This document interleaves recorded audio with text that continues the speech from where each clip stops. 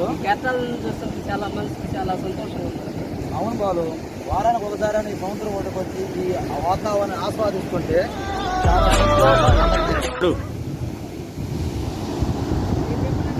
అరే ఇట్రాంట్రా, మళ్ళీ ఫోన్ చేస్తాను ఉందమ్మా. ఇద్దరు పత్రాలు వస్తున్నారు, వీళ్ళ దగ్గర నేను ఎంత కొంత వసూలు చేయాలి. ఓకే ఏంటా మీకు బీచ్లో పని? సముద్రం చూడటానికి వచ్చేస్తారు. దానికి వచ్చారా జేబులు దిగటానికి వచ్చారా? జేబులు దిగటానికి వచ్చారా?